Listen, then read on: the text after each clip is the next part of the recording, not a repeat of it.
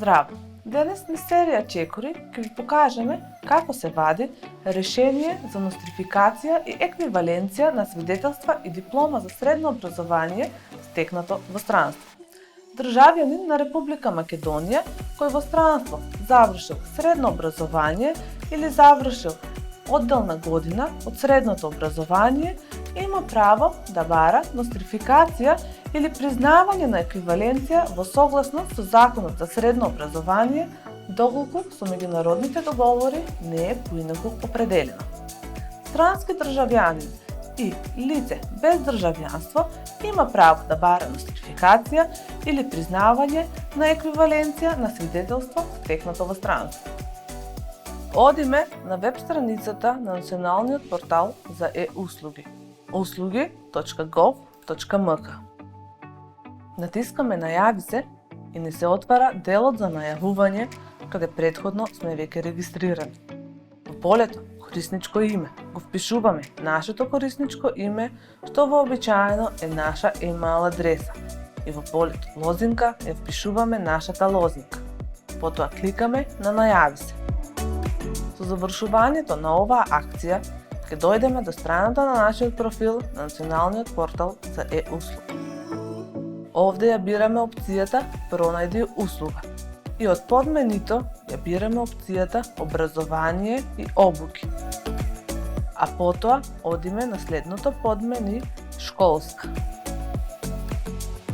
Гледаме дека ни се отвара една листа на електронски услуги и ја бараме соодветната услуга што сакаме да ја добиеме, односно кликаме на Решение за нострификација и еквиваленција на свидетелства и диплома за средно образование стекнати во странство, за да добиеме повеќе информации за оваа услуга. Откако ќе се запознаеме со деталите за оваа услуга, кликаме на Аплицирај, кој ќе не однесе на делот за поднесување на барање за оваа услуга. Овде од паѓачкото мени избираме јазик, при што со изборот на јазик започнува процесот на вчитување на нашите податоци и креирање на барањето за електронската услуга.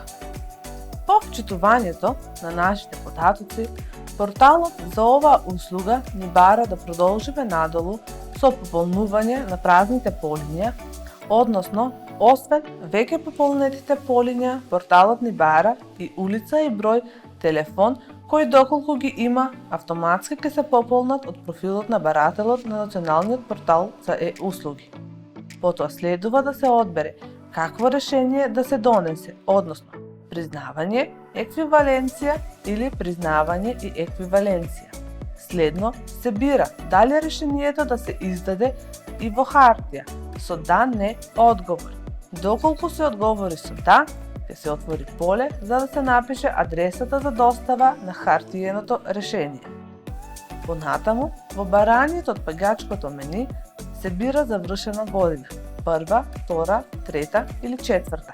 Се пополнуваат полињата за средношколската институција во странство, односно назив на установата која го има издадено свидетелството, дипломата, градот и државата на установата, потоа се бира од календарот датум на издавање на свидетелството дипломата.